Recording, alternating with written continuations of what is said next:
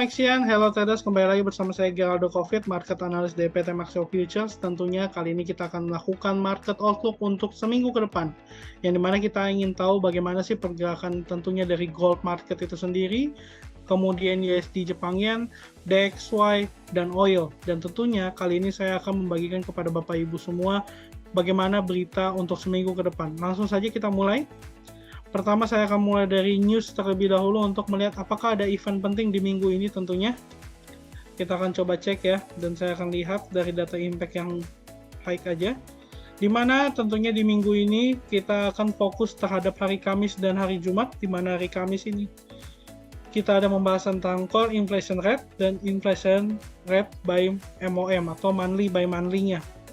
Namun yang perlu diperhatikan adalah core inflation rate-nya year on year itu di pukul 7:30 malam, dimana kalau kita melihat dari nilai yang diekspektasikan oleh pasar ini sekitar 4,8% ya, jadi dia steady, tidak naik tidak turun, tapi nanti kita akan lihat dari sisi teknikalnya seperti apa.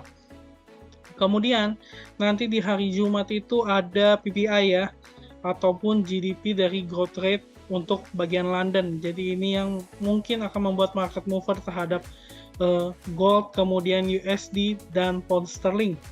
Dan di jam 9 malam itu ada Michigan Consumer Sentiment. Ini pastinya berkaitan dengan berita consumer, dan kita akan melihat bahwa di sini terlihat ada forecast ya, terjadi kenaikan yang cukup oke, di mana sekitar 71,3, dan ini akan melihat apakah berita daripada US ini membuat market mover dari XAU dan gold itu apakah cenderung volatile atau tidak. Tapi kita akan cek dari sisi teknikalnya sekarang. Saya akan langsung buka aja dari sisi gold market itu sendiri. Jadi kalau misalnya Bapak Ibu lihat, kalau misalnya fokus terhadap area yang sekarang ini, di mana pada H4 kita melihat bahwa area gold ini sudah terjadi penurunan 1933, di mana kita tahu kemarin NFP sempat terjadi kenaikan dari 1930 naik sampai di 1945-46. Namun terjadi penurunan kembali terhadap gold ini sendiri. Ini membuat area gold ini masih bisa terjadi potensi ke area 1929 ataupun 1926. Namun kita akan lihat apakah dia masih tertahan di area resisten become support ini atau dia menembus area ini. Kalau misalnya terjadi penembusan, maka ekspektasinya mungkin bisa terjadi pelemahan kembali hingga 1915. Tapi kalau misalnya demand zone dan resistance zone ini cukup menahan harga gold ini sendiri, maka bisa terjadi kenaikan ke area supply-nya di 1948 hingga 1953. Dan fokus hari ini mungkin kita akan melihat apakah dalam seminggu ke depan harga bisa kembali ke area 1972 atau tidak sama sekali, karena kalau dilihat dari trennya memang masih terjadi penurunan yang signifikan, tapi setiap penurunan pasti ada titik baliknya itu sendiri. Makanya nanti kita akan pastikan apakah gold ini masih bisa bergerak naik atau tidak. Tapi kalau menurut saya untuk seminggu ini mungkin bisa terjadi penurunan kembali ke 1929 sampai 26, karena memang di sini adalah area resisten yang menjadi support baru. Kemudian kita akan cek dari sisi DXY ya. Jadi ketika kita sudah mengecek gold, kita akan melihat dari sisi DXY itu sendiri, dimana ini saya ada marking ya, saya hapus dulu, dan kita akan lihat dari sisi daily. Dari sisi daily terlihat jelas bahwa DXY ini masih terjadi penguatan yang signifikan, tapi harus hati-hati, dimana dia sudah membuat area swing high yang membuat potensi terhadap DXY terjadi sedikit pelemahan, dimana pelemahan ini kalau misalnya kita lihat dan kita ukur menggunakan Fibonacci ya, saya coba ambil levelnya, kita ukur dari titik low ke high ini, maka bisa terjadi penurunan ke area 100 terlebih dahulu.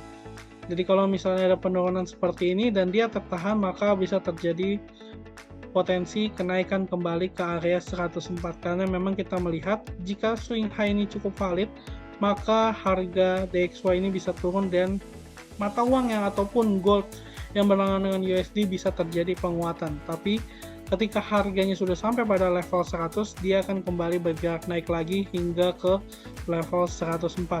Seperti itu. Kemudian kita akan cek dari USD JPY seperti apa outlooknya. Kita akan buka. Outlook daripada USD-JPY ini sudah saya gambarkan juga, di mana ini masih terjadi penguatan yang signifikan dan potensi masih bisa ke 144.656 karena di mana di sini ada primary, ada secondary, maka primary-nya sedang terbentuk. Nah, terbentuknya primary ini mungkin masih bisa mencoba ke area 144.500, di mana ini merupakan area resisten yang paling tinggi, yang dimana mungkin bisa saja dicapai oleh USD-JPY dan kemudian akan kembali terjadinya penurunan, karena memang areanya sempat terjadi di resisten ini dan kembali mengalami pelemahan. Kemudian kita akan cek dari sisi oil, bagaimana untuk oil itu sendiri, kita akan cek ya. Dimana kita tahu bahwa oil itu terjadi peningkatan yang signifikan ya, dimana dia sempat ke area 82,84 yang dimana sempat terjadi drop waktu NFP itu di 79, tapi setelah NFP di hari Senin itu membuat dia kenaikannya signifikan lagi, naik ke 82,95. Nah, tapi untuk melihat posisi oil sekarang di time frame 4 jam, kita melihat bahwa oil ini terjadi pelemahan yang signifikan karena memang dia tidak bisa menembus area high ini kembali ya.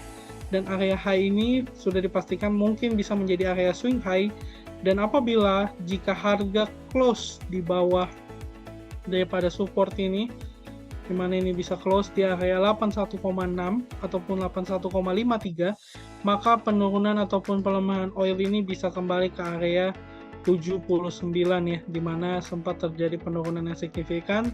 Ini di area 79 ataupun di area 80, karena di sini terletak ada area support yang sebelumnya juga resisten. Seperti itu. Oke, itu aja mungkin dari saya. Jadi saya pastikan semoga Bapak Ibu tetap bisa trading dengan aman dan nyaman, dan jangan lupa perhatikan market outlook ini, karena market outlook ini mungkin bisa membantu secara gambar besar bagaimana sih pergerakan gold dalam seminggu ke depan, DXY, USD-JPY, dan oil tentunya.